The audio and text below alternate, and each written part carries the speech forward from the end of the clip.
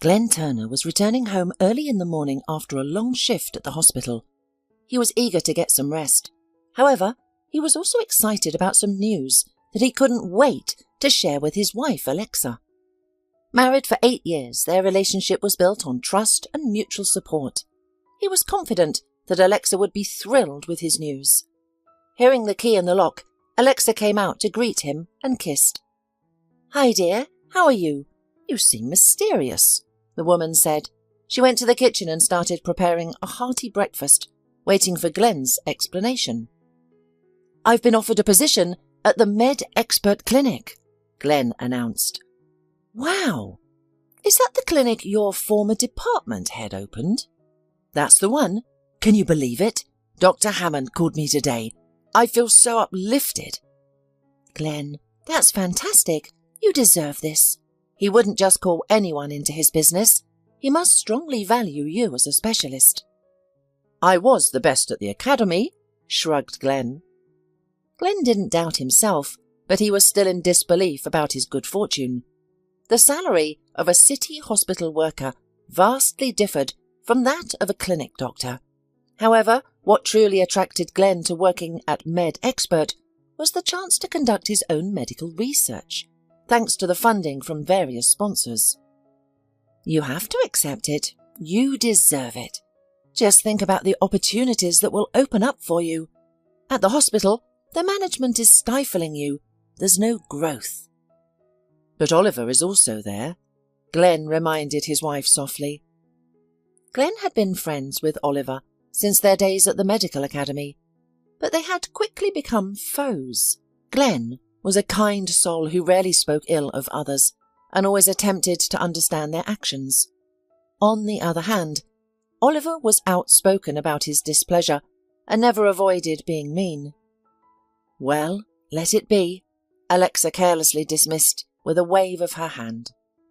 Without uttering a word, Glenn hugged his wife. "Thank you, my love, for always believing in me."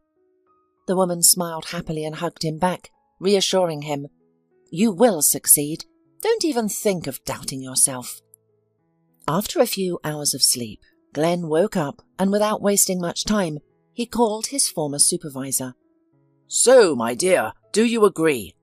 Dr. Hammond's coarse voice came through the phone. "Of course, Dr. Hammond. I'm ready to work for the good of mankind in your clinic." Glenn responded cheerfully, "But I'll have to fulfill my obligation at the hospital first." I see. It's very difficult to find a good surgeon these days. I've known your head doctor for a long time, so I won't push. Let him find you a good replacement." Glenn was encouraged by Alexa's support and her faith in his professional success.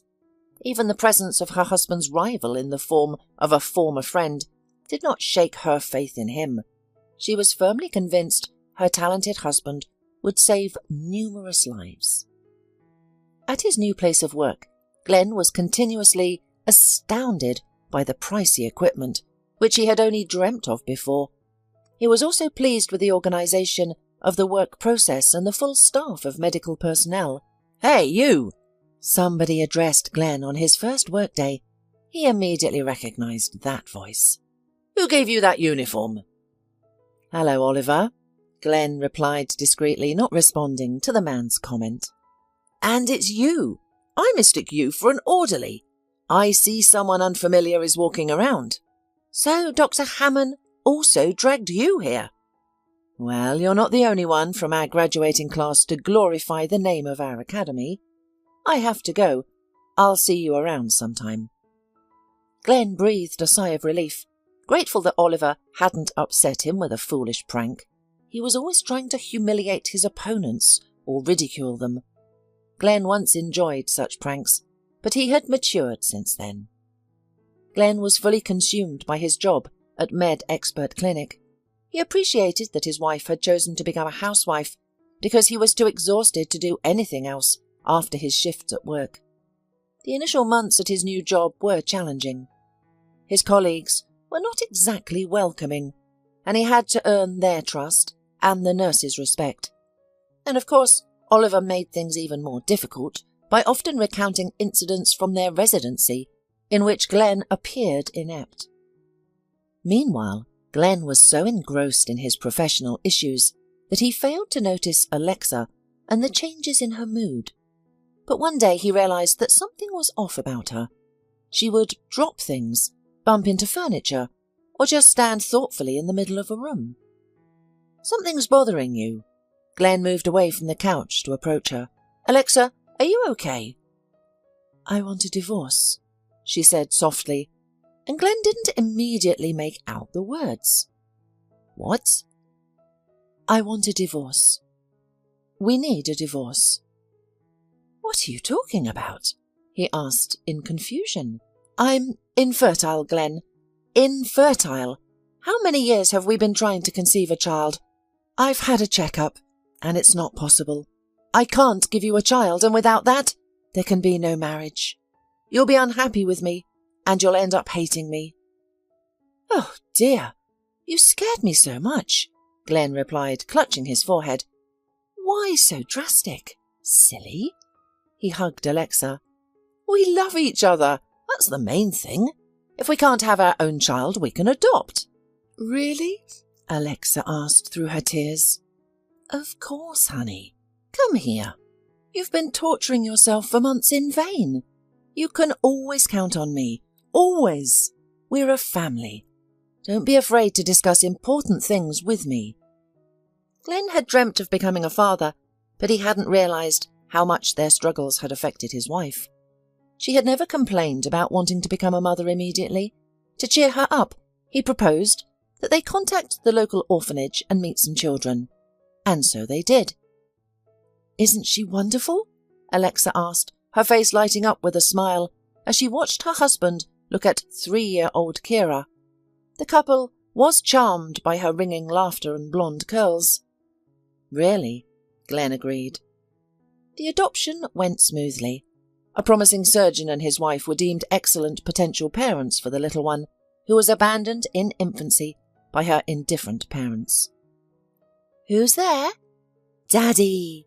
Alexa cheerfully shrieked, greeting her husband in the hallway with their daughter in her arms. "Daddy!" the girl repeated after her mum, reaching her arms towards Glenn. "Hello, my princess." Glenn easily picked up Kira and kissed his wife. "Hi, my queen. So, what have you been up to?" "We made soup for lunch, went to the playground. Kira made a friend, didn't you, sunshine?" Alexa affectionately stroked the little girl's fluffy hair. Glenn couldn't help but admit that Alexa was a wonderful mum. She was attentive, caring, and still managed to carry out her usual routine, even after looking after an active child. Alexa never neglected Kira's needs and always made time for her. Glenn hoped that his wife would finally change and regain the sparkle in her eyes. But even adoption didn't help. Alexa dutifully did everything expected of her, but Glenn started to think she was unhappy. He suspected she might be suffering from depression, and that their sudden new role as parents couldn't heal her. "Why don't we go to the Philharmonic concert on Friday? We could hire a babysitter for the day and then visit your favourite restaurant. We haven't had a night out in a while. I think it would be good for you," he suggested after dinner. "If there is anything you need, just let me know. I can see how hard you're working to be a good mother to Kira." "Thanks, honey. I really haven't been out in a while," Alexa replied, without much enthusiasm. During the weekend, Glenn tried to spend more time with his wife and daughter. He struggled to find a way to discuss Alexa's condition and offer her support. For 6 months, the family lived in this rhythm. Glenn thought Alexa seemed more active and cheerful. They started going out more often, leaving Kira with a nanny. Glenn assumed things were improving, and he had nothing to worry about. However, one day after a long surgery, he received a call from an unfamiliar number that unsettled him. "Mr. Turner, your wife's car was found in the river. Divers are searching for her, but the chances of survival are minor." "Wait, what? What are you saying?" Glenn was utterly confused. He couldn't believe what he was hearing. "What kind of sick joke is this?" "I'm sorry, but it's not a joke. We can't provide any definite answers right now. You'll have to wait until the search is complete." Unable to think of anything Glenn started calling Alexa, but all was to no avail. So he drove home, hoping that he would find his wife unharmed there. But he found only Kira and her nanny there. "Where could she have gone?" Glenn asked the woman. "I don't know, Mr. Turner. She left after lunch and never returned," the nanny replied, holding the little Kira in her arms. My God, what could happen? For the following days, Glenn was in a state of shock. He barely managed to take a few days off to process the situation. The constant worry was overwhelming. The divers concluded their search for Alexa's body without finding it. "Why did you call off the search?" Glenn argued, running along the riverbank. "She couldn't have just vanished. You need to find her body. Otherwise I won't believe it." "Mr. Turner, we understand your grief, but our resources are limited. We have other tasks to attend to." "I don't care. I need to find my wife. She could still be alive. She might have managed to get out on her own." "But don't you think she would have contacted you if she was still alive?" Accustomed to looking at the world through the prism of logic, Glenn could not get it into his head that his wife had disappeared without a trace. He knew that her survival, even if she escaped the flooded car, seemed improbable, given the icy cold water and the strong current. It was late fall. The river must have swept Alexa away. These things happen, and the families of victims must come to terms with their loss. "What about that woman?" Glenn insisted. The investigation had revealed that Alexa had picked up somewhere an unkempt elderly woman, and that they were seen on the security cameras before Alexa's car got into the river. It was unclear if this mystery woman had left the car before the accident. What if she's the one to be responsible for the accident? Alexa rarely lets strangers get into her car. Surely it was that woman who did something bad to my wife, Glenn reasoned. "Mr. Turner, please calm down. We're doing everything possible to find your wife," the officer reassured him. "The security camera footage isn't clear, but we've enhanced the image of the unknown woman and shared it with all departments. Volunteers are assisting too, searching the streets and speaking with the homeless." Glenn spent all his weekends trying to find Jane Doe. He believed she would know the answers to all his questions. No matter how hard he tried, no one on the street could identify her. As time wore on, Glenn began to lose hope, especially as the police seemed to reduce their active pursuit of the case. "Glenn, I'm very sorry about Alexa," Dr. Hammond said to him. "I'm a widower myself. I know how you feel." "Alexa's not dead," Glenn immediately responded. All right. I didn't mean to upset you. I'm here to offer you any help you need. You're like a son to me, but now you have a daughter. You can't remain despondent all the time. She needs a reliable, attentive parent. Think about the impact your state will have on your daughter." "You're right," Glenn agreed quietly, a lone tear escaping. "Alexa would never neglect Kira, and I've completely given up. I have to become the best dad too, if Alexa doesn't come back." Glenn had to accept that their family now consisted of just 2 people. Gradually, he was able to smile at his daughter again, fulfilling the roles of both parents. "Daddy, I love you," the little girl murmured before bedtime, giving Glenn the strength to keep going. "I love you too. Now, go to sleep." The everyday life of a single father was more complex than Glenn had anticipated. Thanks to his position at the clinic, he was able to enroll Kira in a daycare centre for employees' children. This allowed him to always be there for his daughter, confident that she was in good hands. In a short time, he had learned how to dress her properly and braid her hair, so she would be comfortable throughout the day. "Spending time with my daughter rejuvenates me after hours of surgery. It's as if she's healing me," Glenn thought to himself occasionally. Time flew by, and soon Glenn escorted Kira to school for the first time. "You look so beautiful," Glenn exclaimed, admiring his formally dressed daughter. Kira's 2 long blonde braids were lovely, and her blue school uniform made her look slightly older. "I can't wait to meet everyone," the little girl exclaimed. Kira was well prepared for school and could share many interesting stories about life in the clinic with her classmates. She spent most of her free time there. Kira was thrilled with her first classes, fascinated by how different they were from kindergarten. The girl went to school on her own. Glenn was not afraid of her and even proud of his daughter's independence. The school was only a few minutes' walk away, and Glenn walked the route with Kira beforehand so that it was fixed in the girl's head. "The main thing is to cross the road in the right place and look right and left," Kira repeated to assure her father that she remembered everything. "And after school, go straight home, don't detour." "Good girl." Glenn kissed Kira. On a rainy day, Kira noticed a strange elderly woman standing under the store's canopy. She had an umbrella, but the woman was clearly wet and cold. Known for her kindness, Kira couldn't ignore her plight. "Hello, are you cold?" Kira asked, mustering her courage. "Hello, dear. It's nothing. I'm a bit wet, but I'll dry off soon," Mrs. Mathis replied, too embarrassed to admit her homeless state to this little girl.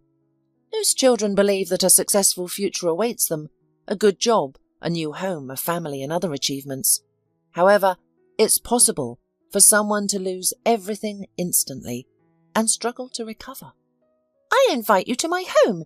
We can have tea and you can warm up a little." "Oh, no, dear. Your parents might not appreciate a guest like me." "It's all right. Daddy won't be home for a few hours. Let's keep this our little secret," insisted Kira. Mrs. Mathis wanted to refuse, but the temptation was too great. Her worn-out coat, which she had used for years, had no place to dry. While she was largely unnoticed by others, a little girl named Kira saw her differently. "Thank you, sweetheart. I'll accept your offer, but only for a bit. I don't want to cause any trouble for you," Mrs. Mathis replied, following Kira. Kira led her to the newly built buildings with gorgeous entrances. Inside, the hallways were expansive, decorated with pictures and large pots of well-maintained indoor plants. "What a lovely place," Mrs. Mathis declared upon stepping into Kira's apartment. "My daddy is a surgeon," Kira proudly shared, guiding Mrs. Mathis around. "You can wash your hands here and hang your coat on the heater to dry it faster." Mrs. Mathis felt a bit strange being looked after by the 7-year-old Kira, chattering constantly, laid out snacks and sweets on the table. She was attentive to her guests and did not let them get bored. Nevertheless, Mrs. Mathis kept a wary eye on the entrance, apprehensive about the apartment's owner return. Her gut told her that the man would kick her out immediately or call the police. "Don't worry. If Daddy comes back, I won't give you away," Kira promised sincerely. Mrs. Mathis could see her sincerity, but it offered little comfort. A few minutes of warmth had cost her a great deal of anxiety. "It's like a game. Dad won't find out about anything." But suddenly the front door opened, and Kira froze in horror. Glenn had returned earlier than expected, a surprise to everyone. "Get up quickly," the little girl whispered, leading Mrs. Mathis into the spacious closet. "Sit here quietly. I'll let you out soon." "Hi, Daddy." Kira leapt into her father's arms, and he lifted her off the floor. "You're early today." "The scheduled surgery was cancelled, and Dr. Hammond told me to go home to my daughter. What have you been up to?" "I was eating. I just got here." Glenn spotted 2 cups of tea in the kitchen and immediately asked his daughter, "Do we have guests?" "A classmate was here." Kira quickly lied, worried about her mistake. Even though her dad was a kind man who saved lives, he didn't allow her to talk to strangers, much less take them to his apartment. After hanging his jacket in the hallway, he noticed a shoe print that clearly did not belong to a child. "Kira, what is this? Who visited us?" Kira knew she couldn't lie any more. Overcome with guilt for trying to deceive him, her face turned red and tears streamed down her cheeks. "Daddy, please don't kick her out, she's good," Kira pleaded, clinging to her father's waist to keep him from moving. "Well, what are you hiding from me?" "Grandma doesn't have a place to live. I brought her here on my own initiative. She didn't force me." Glenn froze as he opened the closet room door. The woman he had been searching for months was staring right at him.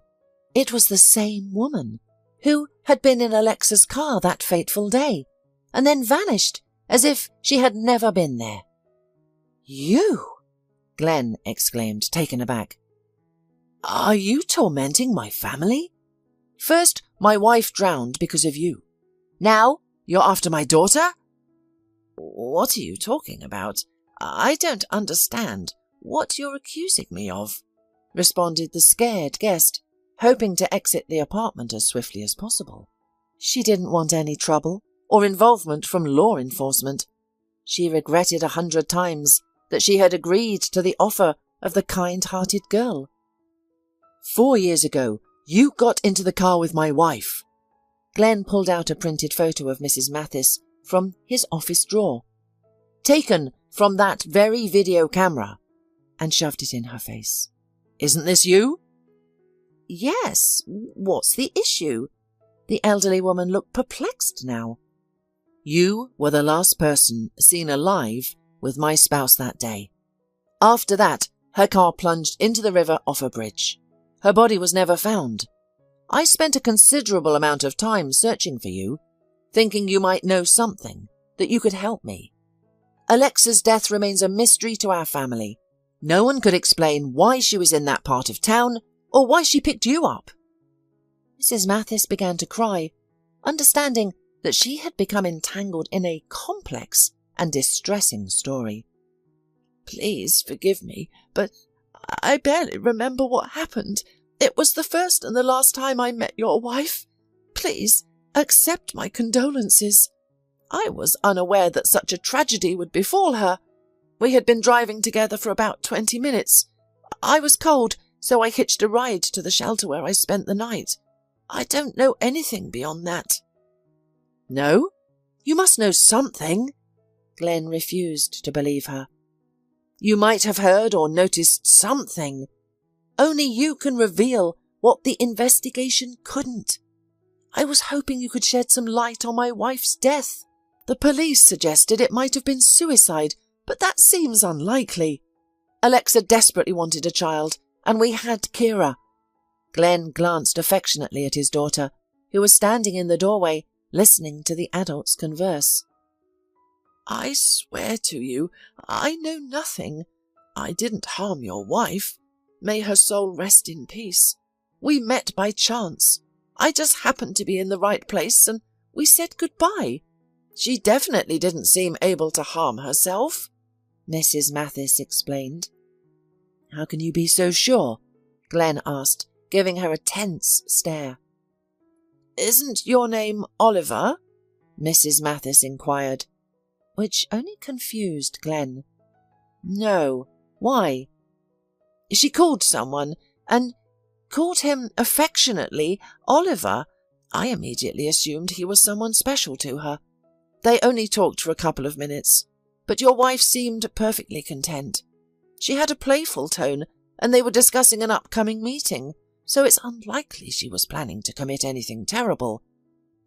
"She didn't know any Oliver!" Glenn yelled, pounding his fist on the wall. "Daddy!" Kira cried out, causing her father to immediately quiet down. "Honey, go to your room. You don't need to hear this," he told her. Glenn realized that the mysterious stranger with whom Alexa had been speaking during their last encounter was someone connected to her secret life. But how? Glenn had never heard his wife mention this name before. What was she hiding from him? Why had she left home that day? He needed time to unravel these troubling questions. "I'm sorry for yelling at you," he said, looking at Mrs. Mathis. "As winter approaches, where do you plan to stay?" "This isn't my first year living on the streets." The elderly woman waved it off. She was always embarrassed to tell how she had to wander around looking for warm shelter. "Kira would never forgive me if I let you live in this weather. It's raining and the wind is biting. Stay with us tonight." Before going to bed, Glenn thought about Mrs. Mathis. Kira had quickly become friendly with her, and Mrs. Mathis herself seemed pleasant. She didn't smell of cigarettes or alcohol, and although she roamed the city, she didn't appear dangerous. Glenn had needed a new assistant since the last one went on maternity leave. He couldn't keep the apartment clean due to lack of time, and he didn't want to impose adult responsibilities on Kira, thereby depriving her of her childhood. "Mrs. Mathis," he approached the guest the next morning, "I have an offer for you. I need a housekeeper. Would you be interested in the job?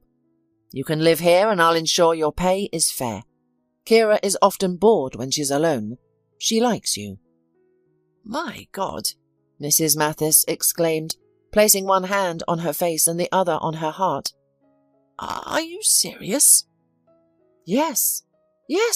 There's no need to cry. I'm sincere. There's no catch. It's a win-win situation. It seems both Kira and I need you." "Thank you. You are indeed a kind-hearted man." Glenn provided Mrs. Mathis with money for essential cleaning supplies, household chemicals, and comfortable new clothes. "Don't be shy. Choose what you like. I'll buy the groceries myself. You just need to write me a list for the week," the man said, seeing the sincere gratitude in Mrs. Mathis's eyes. "I will, Glenn." With Mrs. Mathis's arrival, the apartment seemed to regain its soul. Kira was no longer bored in front of the TV waiting for her dad. With Mrs. Mathis, she started going on walks, shopping, and learning to cook simple dishes. Mrs. Mathis, having been a teacher in the past, easily engaged the obedient Kira in her tasks. Glenn was delighted with the newfound coziness, delicious food, and knowing that his daughter was always supervised by an adult. However, he couldn't shake off the name Oliver from his mind. But who was this Oliver? How could he be found? Glenn wasn't sure, but he wasn't going to give up. One day he was having lunch in the clinic. Oliver sat at the neighbouring table. He opened a container he'd brought from home and released a familiar scent that immediately reminded Glenn of Alexa. "Is it supposed to smell like that?" Glenn laughed, recalling a past moment when his fiancée had tried to surprise him with her cooking skills. "Shut up, honey. I accidentally mixed up the seasonings and poured the wrong ones into the pot," Alexa confessed in a pitiful tone, embarrassed by her mistake. "Doesn't sound bad to me," Glenn replied with a mouthful of food. "Let this be your signature recipe. I'm serious, these seasonings work even better. It seems like you're the first to discover this." Alexa smiled and hugged her lover. Reminiscing this scene, Glenn struggled to keep calm and not immediately confront Oliver for an explanation. He knew something for sure, and it was not for nothing that he had been looking at him strangely lately. Glenn felt his colleague's disdainful attitude and mocking glances, as if Oliver knew some secret. Asking Oliver directly for the truth seemed like a bad idea. Glenn knew Oliver would remain silent out of spite, simply to make things more difficult. "Dr. Hammond," he turned to his boss, "may I leave early today?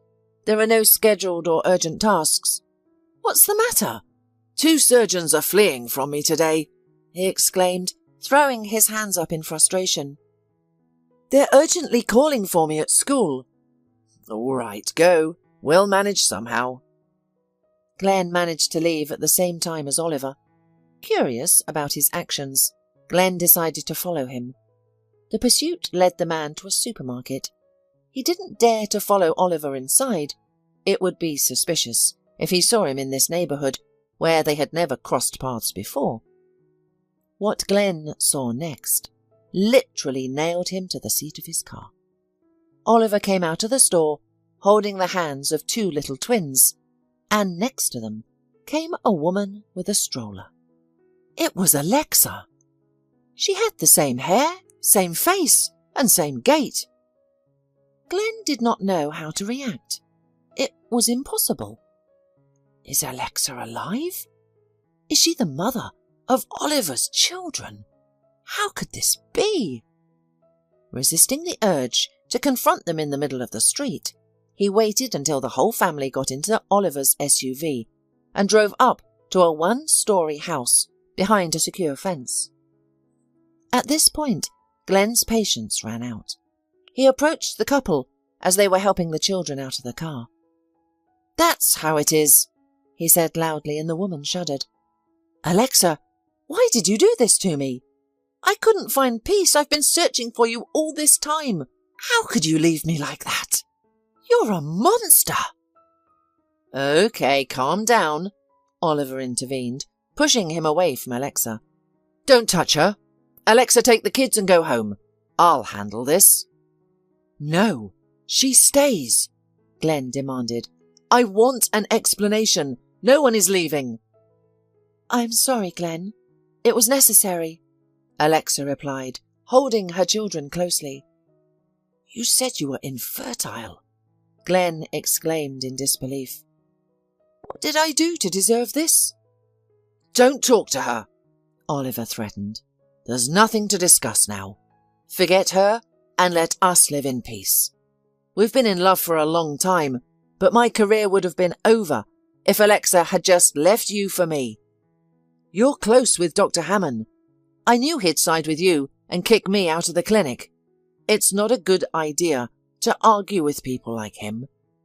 I wouldn't have been able to get a decent job anywhere with him against me. That upright man has a keen sense of morality. And instead of making an honest confession, you've made a spectacle of it. You're both just inhuman. You are worth each other," Glenn muttered through clenched teeth. He despised Oliver and was ready to lash out, but his disappointment in Alexa was boundless. "I don't believe I ever loved you. It's a good thing we're not together anymore. I wouldn't want a woman like you raising my daughter." "Glenn, listen." Alexa approached him, tears welling in her eyes. "I know you've been through hell." "What do you know? I lived in hope that you were alive. I refused to believe you were dead. When there is hope, the heart cannot rest. I exhausted myself, thinking that one day you'd ring the doorbell and we'd be a family again. And by the way, consider it revenge on you." Oliver interjected with a snide tone. He felt no remorse, unlike Alexa. He was indifferent to others' grief and heartache. He only sought what was best for himself, regardless of the cost. "Remember our third year at the academy, when you dated Helena? She chose you, even though I saw her first." "Are you serious? We dated for only 4 months and she moved to the other side of the country." "You don't forget things like that," Oliver responded, still nursing past grievances. "Why are you complaining? You have a daughter. We thought of a way to ease your loss of Alexa. You found comfort in her." "I feel sorry for your children because they have such ugly genes," Glenn replied. "Glenn, forgive me. I didn't want you to suffer like this. You never hurt me, but I was unhappy." "And for that reason you made me and our daughter unhappy. Thank you for such generosity," the man snapped back. "You'll never understand what we went through. It was difficult to accept your death. You adopted a girl and then just vanished. Didn't she dream of having a mother? Didn't she deserve one? You used her and ran away." Alexa cried loudly, and Glenn turned and walked to his car. He reached his home with a clouded mind. He did not report his wife's scam to the police, although he was tempted to seek revenge. He left it to God's judgment. "Glenn, what's going on?" Mrs. Mathis asked him when she heard a noise in the hallway. "My God, you look awful. It's as if you've been run over by a truck." "I'd like to be alone. Did you put Kira to bed?" he asked, heading to the bar to get a bottle of cognac. "Don't worry, I've taken care of it. We have the lessons ready. Maybe we can come up with something for an appetizer," she asked excitedly. Mrs. Mathis had never seen Glenn in such a state and couldn't imagine what had upset him. "No, you shouldn't. Don't worry about me. Good night." Glenn was deeply hurt by Alexa's betrayal. It would have been easier to believe that she was no longer alive, preserving her kind image in his memories. But now she seemed like a callous woman, ready to do whatever it took for her own gain. Glenn's turmoil started to affect his professional life. Although he maintained good relations with his colleagues and patients, his usual spark was missing. He became consumed by his personal problems, neglecting the scientific research he had planned to conduct with his interns. His students were talented, but he lacked the drive to motivate them in their scientific endeavours. "Glenn, you're heading down a destructive path," Mrs. Mathis warned, shaking her head. "Let her go. Forgive her. Carrying such a weight is unnecessary. I can see it's hurting you." "How can I forgive someone who did what she did? I wouldn't wish it on my worst enemy." "Look at it this way. Now you're free from someone unreliable. If Alexa is capable of such acts, why stay with her? She could have stayed with you, mothering Kira, and you would never have known how rotten she was inside. God took her away from you. It's a sign. Don't despair. You have everything you need to be happy. A roof over your head, a profession that feeds you, a wonderful daughter." "You're right, Mrs. Mathis, but I'm not ready to let it go yet. I'm too angry.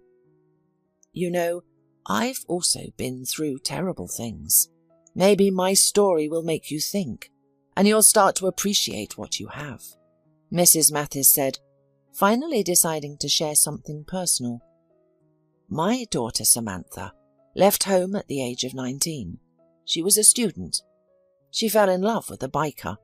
Her father and I disapproved of their relationship. Dennis was a bad influence on her and strained her nerves." Mrs. Mathis sighed sadly, remembering her daughter's vibrant persona. "We forbade them from seeing each other, but did they listen? I begged and cried, but Samantha thought Dennis was the love of her life. He wasn't stable. He moved from town to town. All he had was a motorcycle and the occasional part-time job. He had nothing to offer my daughter, but she ran off with him anyway. We kept in touch by phone for a while. She occasionally texted, assuring me not to worry. But one day, the messages stopped. Since then, we've heard nothing from our Samantha." Mrs. Mathis sobbed, no longer able to hold back her tears. "And you still don't know where she is?" Glenn asked, sincerely perplexed. "Until now, there hasn't been a day that I haven't thought of my daughter. Besides pictures, I have nothing left of her. My spouse couldn't bear the loss and drowned his sorrows in alcohol. He couldn't overcome his grief. I tried to reason with him, but he stubbornly clung to his oblivion. Soon he died." "I'm so sorry," Glenn said, attempting to comfort the elderly woman, but she hadn't finished her story yet. "You never asked me how I ended up on the streets. Thank you for your tact, but I suppose it's time I told you. After my family had ruined, I was devastated. I didn't know whether my daughter was alive or not, but I held on to the hope that she might return. Then I met a young woman with a baby in her arms at the market. She was begging for alms. We started talking. She had run away from her abusive husband. She had no money, no belongings, no home. Her whole family had disowned her when she got married, so she had nowhere to go. The thought that My Samantha could also end up in a strange city without a reliable husband and without means of subsistence moved me. So I let Lauren and her baby stay with me. I didn't mind sharing my home with a single mother because I was alone. Besides, it was unbearable to be in an empty apartment. Their arrival brought life back into my world. Then Lonnie, her alleged brother, arrived. According to their story, he had long desired to extricate his sister from her abusive marriage, but he had no place of his own. I allowed him to stay so Lauren wouldn't worry. She felt safe with him because she feared her husband would find her. Eventually, these scoundrels turned out to be scammers, and they forced me to sign documents transferring the apartment to their use. They threatened me, starved me for days, and kept me in their sights so that I couldn't complain to anyone. Lonnie threatened me with a knife, and I gave in. After they got my signature on the papers, they threw me out on the street. That's how I became homeless. That's horrific. Why didn't you report them to the police? I did, but to no avail. I couldn't prove that I was forced to sign the papers. By law, they became the apartment owners. If there had been a single witness to this violence, I might have stood a chance. As it was, everyone attested that I was close to Lauren, almost considering her my own daughter.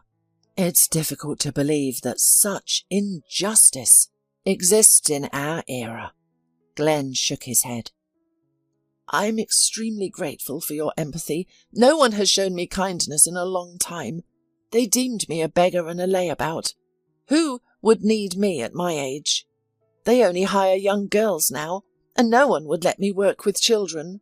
You know, Mrs. Mathis, not only did I help you, but you also helped me. Kira is very fond of you, and even calls you grandmother. My relatives live far away. We rarely see each other, and she yearns for the company of loving people. You're a great dad. Don't you dare doubt it. Kira is very lucky to have you. She may have a bad mother, but her father is one in a million. Over time, Glenn became increasingly troubled by Mrs. Mathis's daughter's story. He yearned to uncover what had happened to her. After speaking with the elderly woman again, and meticulously recording every detail, he turned to a private detective. I'm counting on you very much. Glenn firmly shook the detective's hand after discussing the topic. You can count on me. The case is not that complicated. I think I can solve it in about a week at most. Filled with hope, Glenn awaited the detective's findings. Soon, the detective called and arranged a meeting, asking Glenn to bring both his daughter and Mrs. Mathis. This is Archie Bennett, the private detective. Mrs. Mathis, I hired him to shed some light on where your daughter disappeared to, said Glenn, while everyone was seated in the cafe the following day. You have decided to use my services for a good reason, the detective confirmed, his interest piqued by the situation. Good afternoon, ladies. Glenn, during my investigation, I discovered that Mrs. Mathis and Kira are grandmother and granddaughter. Samantha gave birth to Kira from Dennis. They separated long before the girl was born, and Samantha tragically died in childbirth due to complications. Please accept my sincere condolences. Since the hospital staff had no contact with Samantha's relatives, Kira was placed in an orphanage, where she lived until Glenn and Alexa adopted her. Mrs. Mathis, I have located your daughter's grave. You can visit her. It's not far, just in the neighbouring town. My daughter was so close all this time, and I didn't even sense it. Mrs. Mathis sobbed. She was all alone. She was terrified. The man abandoned her. Samantha, my darling, I'm sorry, my girl. If only I knew where you were, I'd bring you home. I talked to her entourage, Archie continued, once again drawing attention to himself. He was used to people's reactions like this and could keep his emotions down by now. He had to get the job done before the end. All of Samantha's friends spoke highly of her and you. They said she always spoke well of her family and missed you a lot. She loved you. She was too scared to come home pregnant. She felt guilty for not heeding your warning about Dennis and was too ashamed to face you after she left. We would have welcomed her back. We would have helped. A child is always a blessing. Kira, you're my true granddaughter. God, I'm so relieved. It took a while for the three of them to recover from the shock of the sudden news. A few more months went by, and the family slowly got used to the shocking news from the past. One day, Glenn came to a meeting and could not believe his eyes when he saw the new co-worker of the clinic. "Helena, how did you get here?" "Hello," she said quietly, trying not to draw the attention of her new co-workers. "I'm back in my native land." Glenn immediately noticed that Helena did not have a wedding ring. During his student years, Glenn felt a strong attraction towards her. She was not only physically appealing, but they also shared similar views on life, tastes and interests. Their friendly relations swiftly evolved into an awkward romance, a period of his life that Glenn would always remember fondly, without any regrets. Before lunch, Glenn found Helena and asked with an awkward smile, "Why don't we check out the bistro across the street? The food there's great, and there aren't too many of our co-workers there." "I'm all for it." At first their conversation came out kind of awkward. They both mentally revisited their past, reflecting on their previous closeness, and now fate had brought them together again. "I didn't know you worked here too," Helena confessed. "Does that embarrass you? Don't you think we can maintain our distance?" Glenn responded, suddenly flustered. "No, that's not what I meant. I'm pleased to see you. We had a good parting, there's nothing to worry about. We're both professionals, after all." "I thought you'd choose general surgery, but you became a cardiologist. A very respectful profile." Glenn smiled. They spent the remainder of their time sharing stories about their respective family life failures. "I also went through a divorce, if you can call it that," Glenn confessed, hesitant to admit that Alexa had left him. "My daughter is the same age as your Toby. Perhaps we could meet this weekend. Take them for a walk." "That would be nice. The city has changed so much over the years. I hardly recognize the neighborhoods." Helena laughed. "You don't have to worry. You won't get lost with us. Kira is independent and goes to school, to the tutor, and to friends by herself." It took some time to agree on a weekend, but Glenn eagerly anticipated meeting her outside of work. After their first weekend walk, the dynamic between Helena and Glenn at work changed. They tried to maintain a professional distance, but they found themselves drawn to each other like magnets. Even if they happened to cross paths in the corridor, they couldn't help but pause to chat for a few minutes. Soon, the four of them began meeting every weekend, spending almost the entire day together. "Dad, do you like Helena?" whispered Kira into her father's ear as he watched the woman play badminton with Toby. "What makes you say that?" he responded, surprised by his daughter's directness. "Well, you're looking at her in a special way. I've never seen that before." "I guess you're right," Glenn admitted, playfully flicking his finger on his daughter's nose. "Yes, I do like her. How do you feel about that?" he asked cautiously. They had never had such a conversation before. Glenn had resigned himself to a life without romantic love and hadn't thought he could fall again. Kira shrugged her shoulders. "I don't know. There's nothing wrong with that, is there?" "And you won't be jealous of me?" "I like Helena, and I think she looks at you the same way." After their conversation, Glenn felt much better. He had been considering having an important conversation with Helena, but as single parents they both needed to prioritize their children's interests. "How would you feel about meeting alone, without our little gang?" Glenn asked, looking Helena straight in the eyes as they were parting. "You're right. No need to beat around the bush. It's time to admit that this is more than just a friendly outing. We're adults now, she replied with a smile. I like your answer, Glenn responded. Despite their efforts to be discreet, many at the clinic began to notice that they were always arriving for shifts together, exchanging glances. Occasionally, Glenn would place his hand on Helena's waist, and she wouldn't resist.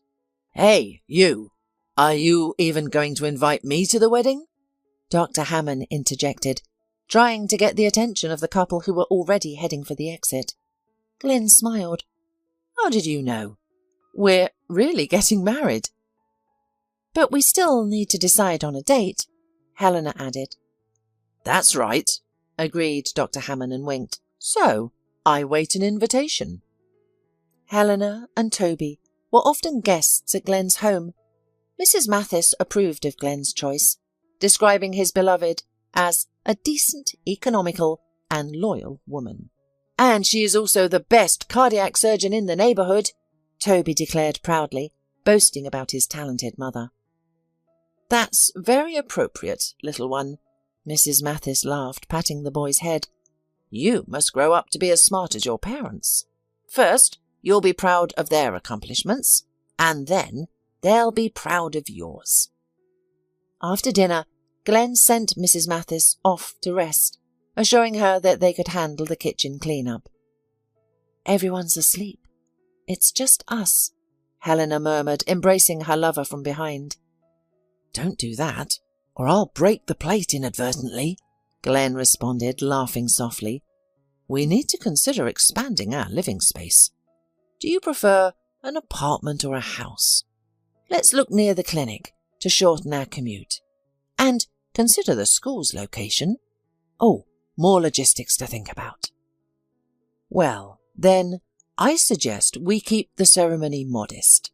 Glenn turned and kissed his beloved. I love you. You always know my desires, Helena smiled. In a brightly lit banquet hall, adorned with exquisite white flowers, the newlyweds, in the company of their relatives and friends, celebrated this wonderful event. Now, Glenn was certain of his happiness. He knew he could face any adversity with Helena. She would always support him, and he would protect her from any hardship.